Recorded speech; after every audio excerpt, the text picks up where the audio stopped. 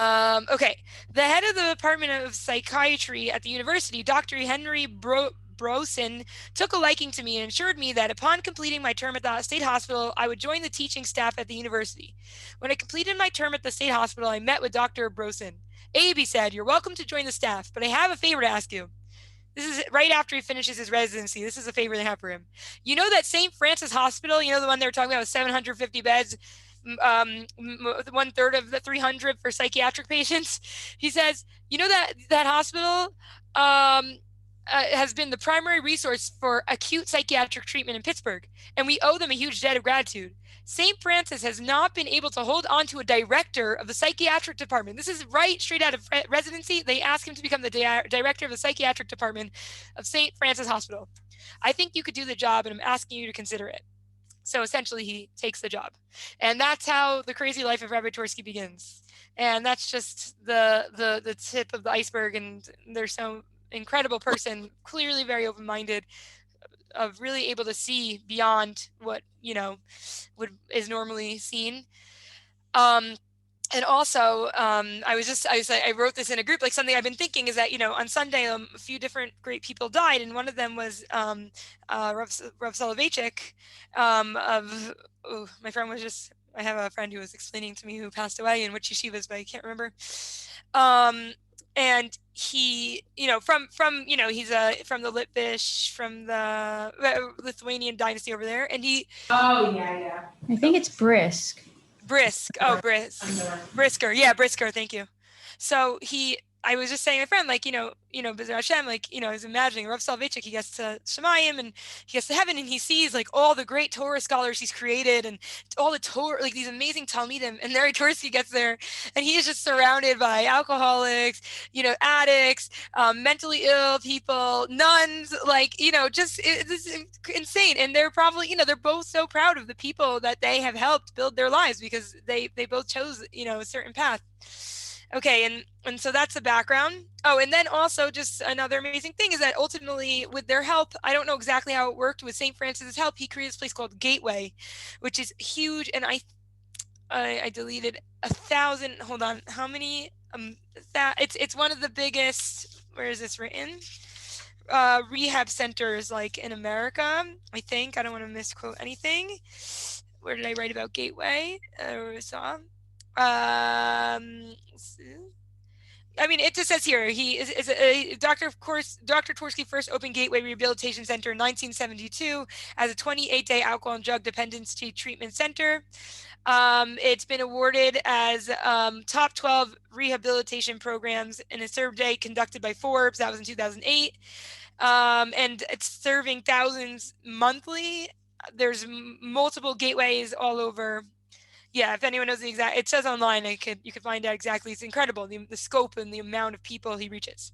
Okay, so question is now, you know, beginning of like kind of a shiur part. Why me? Why am I giving a shiur on Rabbi Twerski? It's not really a shiur, a lecture, whatever, discussion about him. So basically, when I was 20 years old, I went home for I made Aliyah when I was 19, and when I was 20 years old, I went home for Pesach. And when I came back from my Pesach vacation and I left my family, I had crippling anxiety. I couldn't believe the decision I had made. I was petrified. How could I have ever chosen to make Aliyah? I could barely stand in my own skin. It was a level of anxiety I had experienced before. Let's be real. You don't just have anxiety out of nowhere, but it was really, really high. And it was really probably the culmination of a lot of anxiety, like underlying anxiety that I've always had. And I still have to this day, but it really just was strong. Like and the craziest thing actually happened to me. I was crying. I was lost. I didn't know what I was doing. I wanted to go home every single day. I was crying. I'm leaving. I remember just standing there. The way I remember it, maybe I'm a little wrong. I was walking in the middle of the street in Bar Ilan. Like, it's not a busy street. Like, only golf carts pass on these streets. But I was in the street and I bumped into my friend and we didn't even say anything. I don't know what happened. We looked at each other and we're like, you too? Like, you're feeling this way too? And that's the beginning of actually something Rabbi Twerski talks about. It's a big thing, huh? He quotes this story, and it's he heard Okay, Rav Moshe Lieb of Sassov said that he learned what Ahavas Yisrael meant from a drunken peasant. He was passing by a tavern and he heard the following dialogue between two inebriates. Stefan, crying into his beer, he says, Even, I love you. Ivan, equally drunk, responds, Not true, Stefan, you do not love me. Stefan says, I swear, Ivan, I love you. Ivan, if you really, Ivan responds, If you really love me, Stefan, tell me where I am hurting. And so Rav Moshe Lieb says, if you truly love someone, you will know how they may be hurting without their telling you so. And I really feel like at that moment, me and that girl looked at each other and we knew, and it was the beginning of a beautiful friendship. And at that time, we were like, we should learn together. Like, I don't know, we should just meet because we're so sad and we're so scared. Like, we should just meet up with each other and just figure this out. And so I don't know, I guess I was cruising through the Bar Ilan library. I loved this thing. What was it? Stacks. There was tons of books in the library. And it's until this moment, until this time, I thought Twerski, like, I had such a negative view of him. I'm like, he's just, every time I read anything by him, and I'm like, he's so simple. Like, everything he says is so simple. Like, he's not a great rabbi. Like, it's funny, Rav, Soloveitchik of America, Yosef, no, okay. He, I still love Rabbi Soloveitchik to this day, but it was like that's where the Torah is. Like, these people with so much like Gemara, philosophy, depth, and I'm like, Rabbi Twerski, he just talks about happiness, self-esteem. This can't be that important.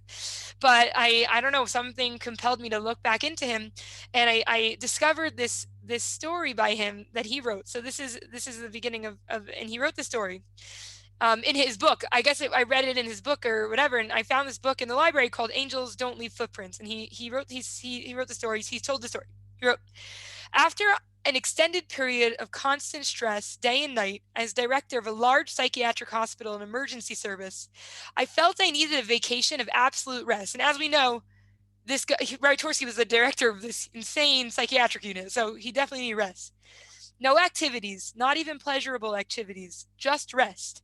I went to the hot springs, Arkansas, for vacation, hoping that the mineral baths would relieve my chronic back pain. I was ushered into a tiny room and immersed in a whirlpool bath of naturally heated water. This was just the peace I needed. I could not be reached by patients, families, doctors, nurses, social workers, or probation officers. After 5 minutes of paradise, I emerged and said to the attendant, "This was great, just what I needed." The attendant told me that I must stay in the whirlpool bath for 20 more minutes or I would not be able to continue with the treatment. After 5 minutes, my 5 more minutes, I felt I had to get out of the bath. Later that day, I realized that I had a rude awakening. I was able to tolerate months of constant pressure, but was unable to tolerate more than 5 minutes of blissful peace. Something was wrong. A psychologist friend told me that few people knew how to relax. Most people engage in some diversion in order to relax, such as reading a book, listening to music, playing golf, or doing needlework, and at this point watching TV and our phone, etc. But true relaxation is an absence of any kind of action. Diversions are fine, but they are not relaxation. I was in contact with myself and did not like the company I was in. In the whirlpool cubicle, I was deprived of all diversions, nothing to read, nothing to listen to, nothing to do. With nothing to distract me, I was left in the immediate contact with myself, and I did not like the company I was in. If one cannot sit still for 15 minutes to meditate, it is probably because one does not want to be in contact with oneself. Um, so I read when he said that story, I felt that Rabbi Twerski kind of like joined in on my group of me and this girl now had this connection, and Rabbi Twerski was now like a part of it because I'm like, Rabbi Twerski, you're just like me. Like you didn't he in Alcoholics Anonymous there's this line which is leading with your weakness. And he was really leading with his weakness. By the way, the reason I reference Alcoholics Anonymous is because I am in a 12-step group, so I know a lot about the Alcoholics Anonymous in the Big Book. So So he says, so it says, right, it says in Alcoholics Anonymous book, it says that you should lead with your weakness. And I didn't even know about Alcoholics Anonymous that well at the time. I actually had a family member who was in the program, so I had been to a meeting or two. I think that's probably what started me on the path of being interested in Rabbi Twerski, because I really enjoyed those meetings I went to with the family member, just to support them. And then and I guess I knew Rabbi Twerski was connected. And when I read that, I felt like, I didn't know at the time, but now I know he was leading with his weakness. I would never have been interested in Rabbi Twerski if he was just talking from a sense of like, I've worked with all these alcoholics, or I'm so, I have all this information, but he was like, something's wrong with me. And also in another one of his books, I don't know if I quoted Chaval, I probably didn't quote the page that I just read here. I mean, it's unbelievably, he's so honest with the people he's talking to. He writes, he's talking about loneliness, and he says, I can share a very personal experience with you. Thank Hashem, I have a large family and many friends, but I nevertheless feel the discomfort of not belonging anywhere. I'm not going to read the whole thing, but he goes on to explain that he's a part of so many different things, but he doesn't feel that he completely belongs to any of them. And I feel, again, he's being so vulnerable. It's interesting. I also love Rav Soloveitchik, who also talks about being alone. But Rabbi Twerski talks so he's with so much vulnerability to express that. So anyways, that's the beginning. So that's how I connected with him. And I started to hear about this idea that, like, as a 20-year-old girl, this was foreign concept to me, that I could, get up there and I could say, I have a weakness. I'm sad. I'm scared. And then here's this, 80-year-old man, and he's saying, who's great. And he's saying, I've been sad. I'm scared, and I'm alone. And all of a sudden I felt like, okay, like maybe there's more to this than meets the eye. So I started to like look into his stuff a bit more, and I was reading this book called Angels Don't Leave Footprints. And the premise of the book is that he had a dream. Rabbi Twerski had this dream that there were angels. I don't remember exactly because I didn't have the story in front of me, but he had a dream that he was like near Abraham's tent or something. I can't remember all the details, but he kind of like was trying to figure out if people are men or are they angels. No, I'm butchering the story because I don't remember it, but the basic idea is he was able to tell that it's an angel, because an angel can't leave any footprints in the sand, because an angel can't change anything. And what his point is that we don't need to be born great, because we don't need to be sorry, I just got distracted. We don't need to be born great. In fact, there's a story about Moshe who one of that Rabbi Twerski quotes, that Moshe Rabbeinu, it's a midrash that there was a king, and he heard about this great Moshe Rabbeinu, and he wanted to see, paint me a picture, show me what this man looks like, because he had a face reader who could read the face and see all the greatness of this man. So a painter went and he painted Moshe, and he brought the portrait to the king, to the face reader, and the face reader said, this man is angry, this man is jealous, like this man, like all these negative traits. And the king's, no, this can't be, this is this great man. So the king said, I have to go see him for myself. And he goes to Moshe, and it is the same exact face. And he tells Moshe, how could it be that your face reads like this, with anger and all these negative things? And Rabbi Twerski and Moshe says, because I changed, I worked on myself, and that's what it means to be human. And that's the whole idea, that angels can't leave footprints. Angels are perfect. Angels don't have any problems. They don't have fears. They don't have anxieties. Another famous midrash is of Bnei Israel receiving the Torah, where Moshe's kind of there's a debate again between Moshe and the angels, and Moshe and Hashem. I think he's trying to figure out if why should humans get the Torah? Meaning, shouldn't it be that angels should receive the Torah? Angels are perfect. They would never butcher it. They would never mess it up. They would never make a mistake.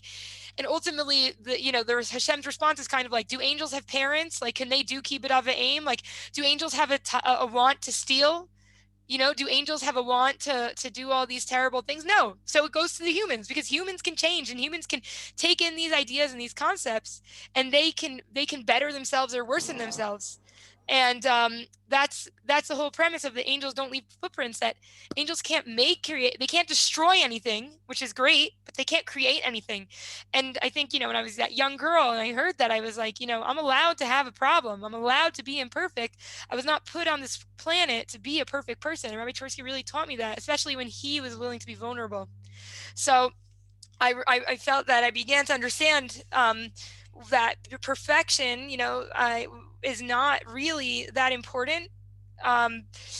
And another story Twerski said is that he once received he gave a speech, and afterwards he gave out around 120 professionals there, I guess, and he gave out a survey, and all 119 of the surveys came back glowing remarks, incredible, unbelievable, and he received one negative review.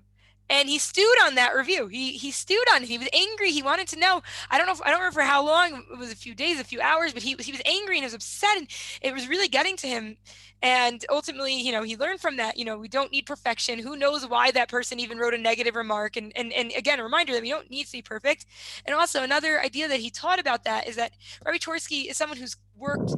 He actually says in one of his books that, an amazing premise of Alcoholics Anonymous is that if there's an alcoholic who walks into a room, then they see people who have recovered from alcoholism. I mean, they still go to the rooms, but they're people who have 2 years, 5 years, 10 years, 20, whatever the amount of years, and they feel a sense of power and interest because of they're invested, because they realize, I can do this. These people have done it, so can I. And Rabbi Twerski says he wants to show people that you can also recover from low self-esteem, because he also had low self-esteem.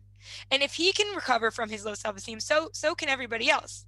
And he says about that story with the 120 reports that that happened later on in his life, after he had already worked on himself a lot. So you might ask, does that mean, that Rabbi Twerski never got over his low self-esteem? And he said that basically we're like pieces of cardboard, and then we dent. You get folded.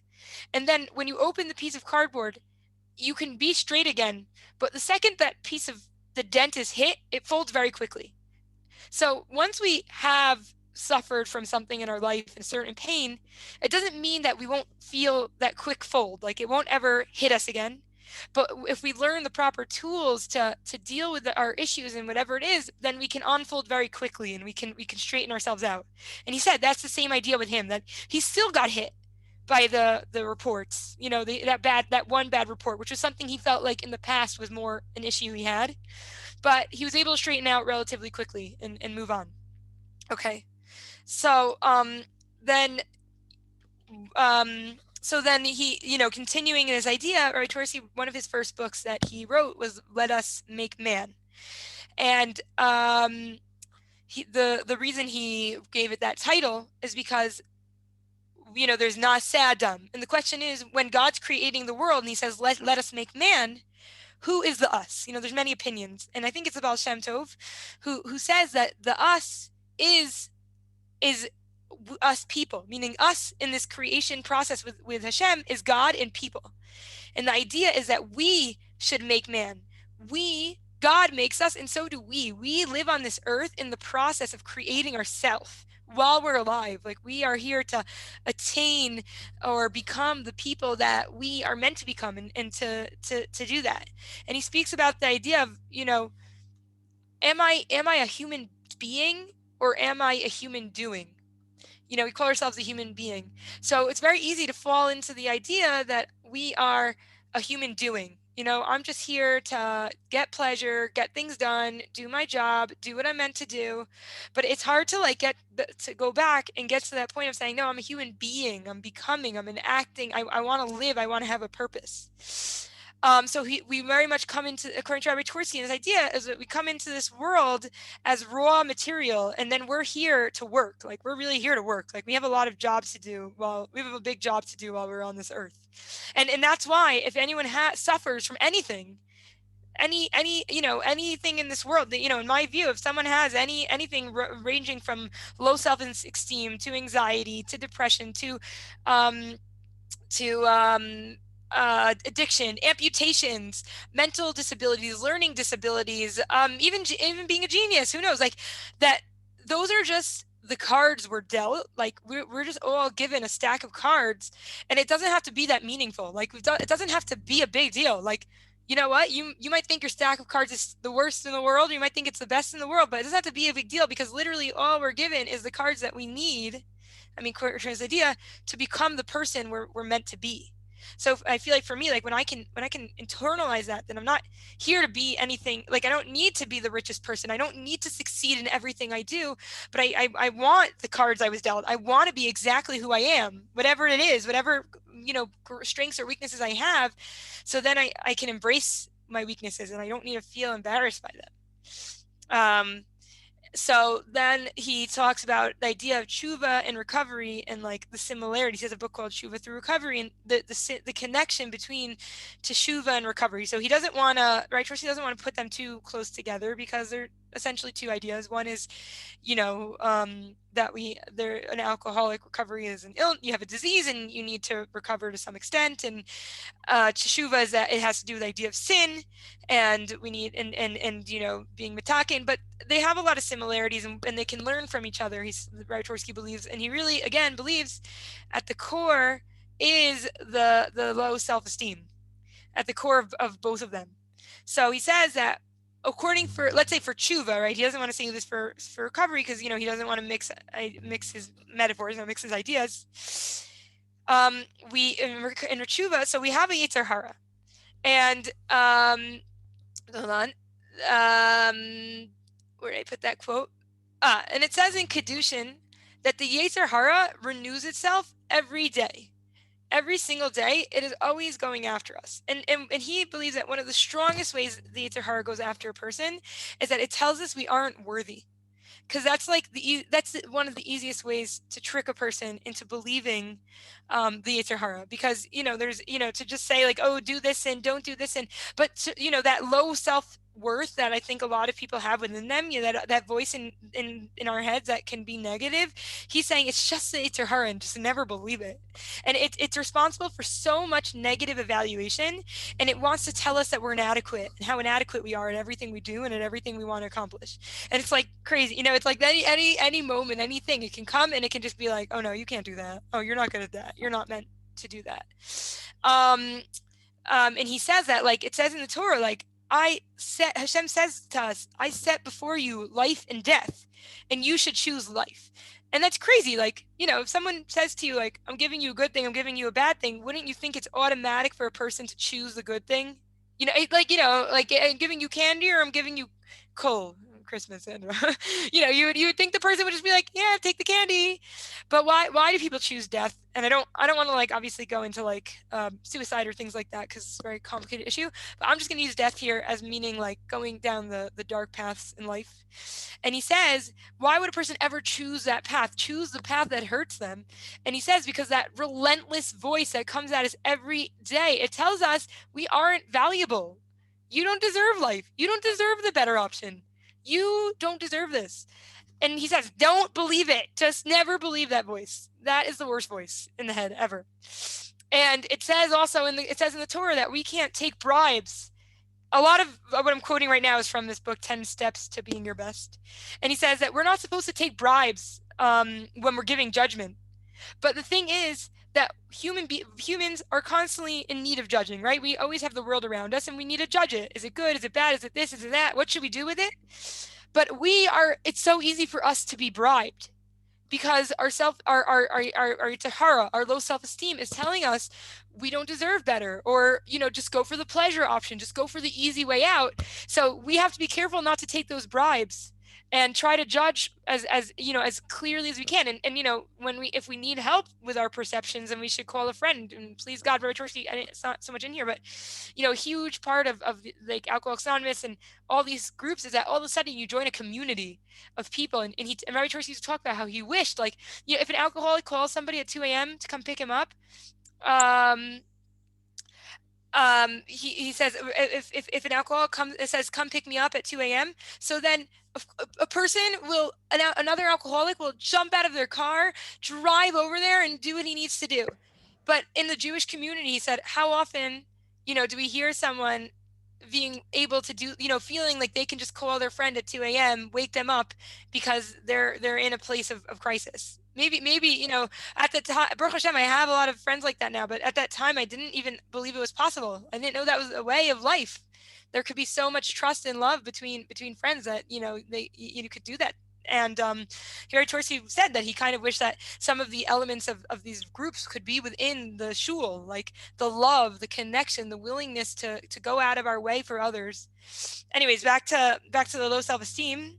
Rabbi Twerski talks about this idea. Okay, I'm going to say a story is a little bit, has a little bit of I wrote this actually on Facebook recently.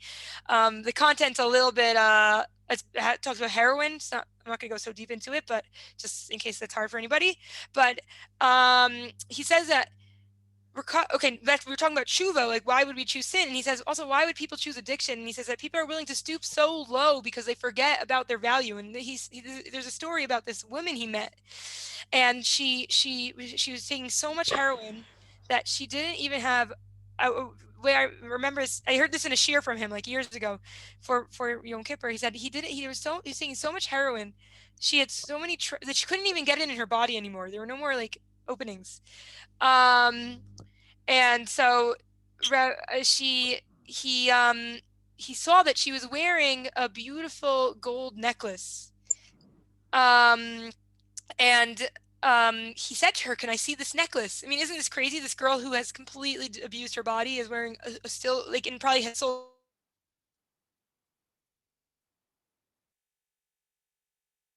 So he takes the necklace and he's like, do you mind if I scratch it? And she's like, what? And he's like, starts going at it with a pen. And he's like, yeah, I'm just going to scratch it. And she's screaming, stop, don't scratch my necklace.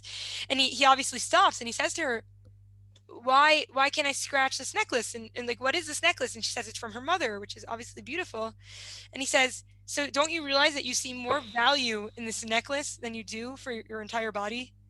You don't, you are willing to hurt yourself so much, but this necklace, you won't, you won't even let me touch it with a pen. And he said that, so we see in tshuva that people can lose the sense of their self-esteem, of their value. And we see it also in recovery, that people are losing sense of who they are and what their worth is. And so to become human, we have to realize that we are more than just pleasure seekers, and we have a mission and we have a unique purpose. And he says, basically, Rabbi Trudge says the first commandment in the Torah is, oh wait, I should have written this better.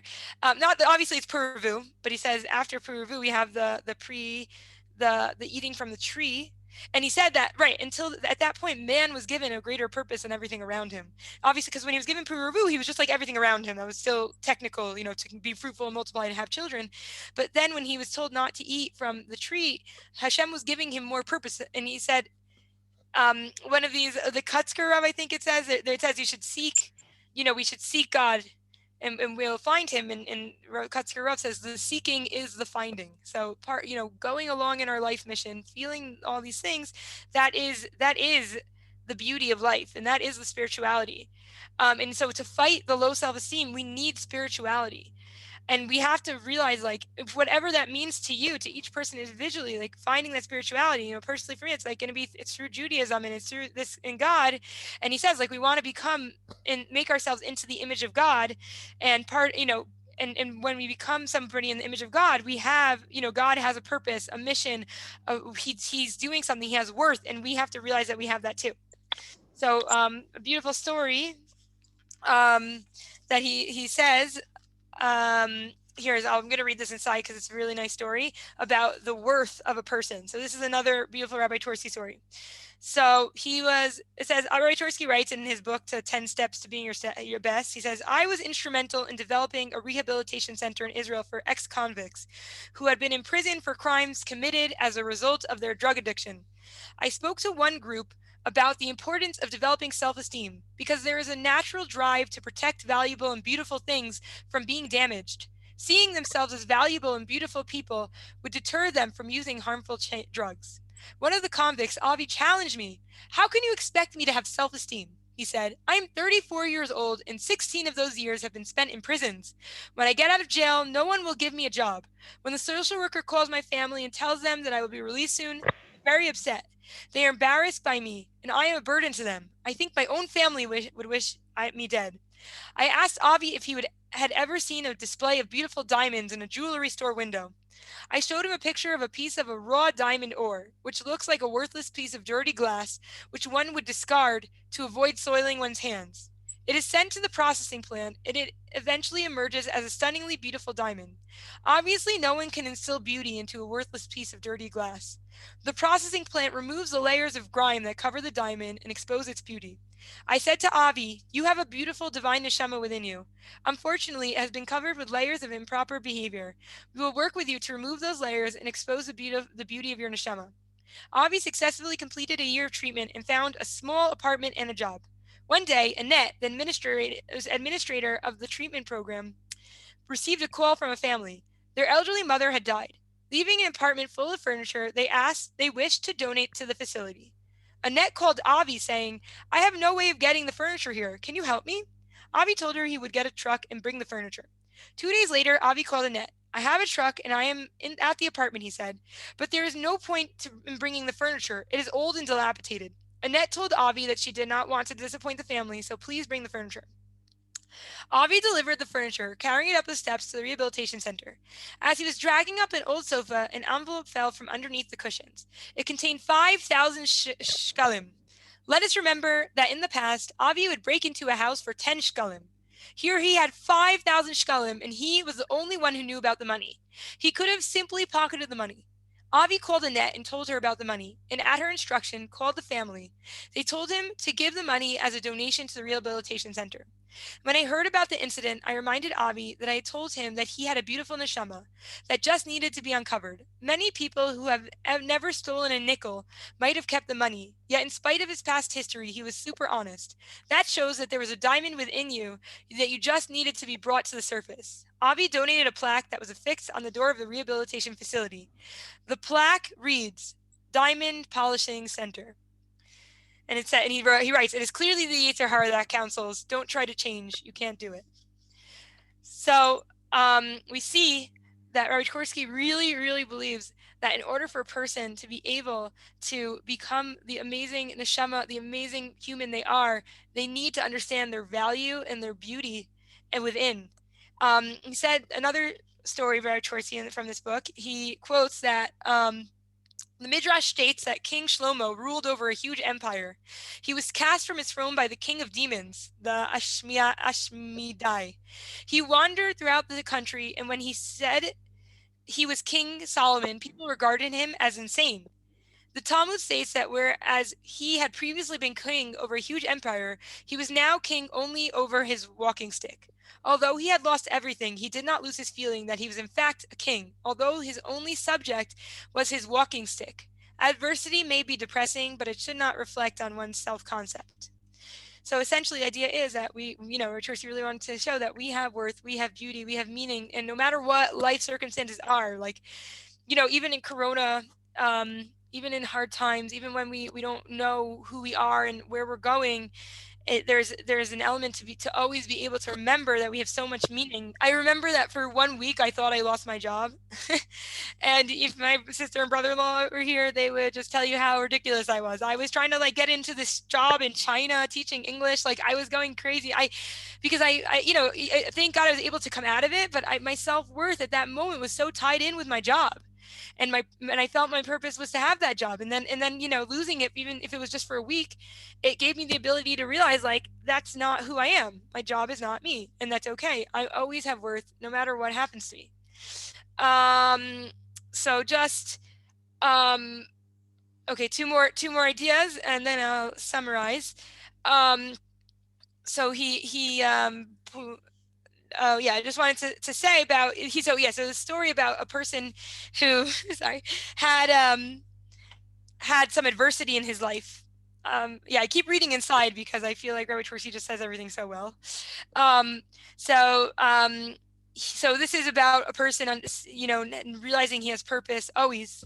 So he tells the story. "It was one of those days when I woke in the morning feeling down for no identifiable reason. In the afternoon, I was standing in front of my house, watering the lawn, when a car pulled up to the curb and two men jumped out. They were alumni of my addiction treatment center. 'Hi, Doc,' one said. 'How you doing?' If you guys weren't in the recovery program, I would say just fine. But I don't lie to people in the program. I've had a lousy day.' 'You need an AA meeting, Doc,' they said. 'No, thank you,' I said. 'I'll be all right.' That night, the doorbell rang. It was these two guys. We're here to take you to a meeting, they said. Just my luck to end up at a gratitude meeting.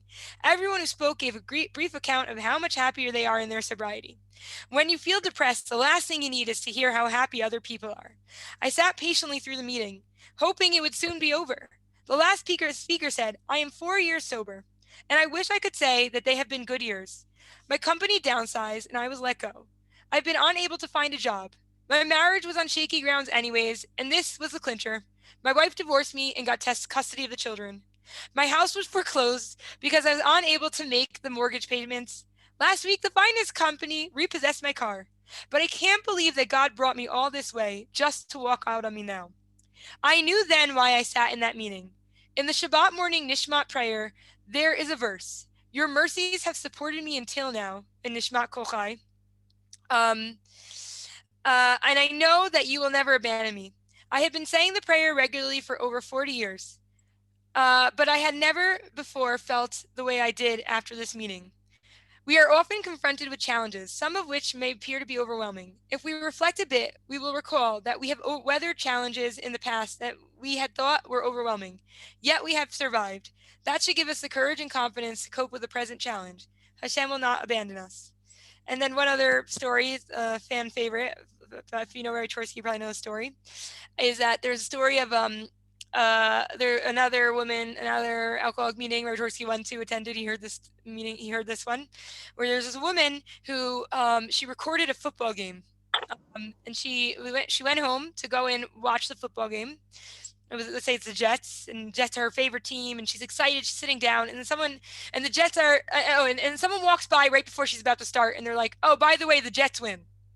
And obviously, like, super frustrating, but she watches it anyways. And she says, like, as she's watching the game, the Jets start out losing by so much, but she never feels upset because she knows at the end of the day, they're going to win.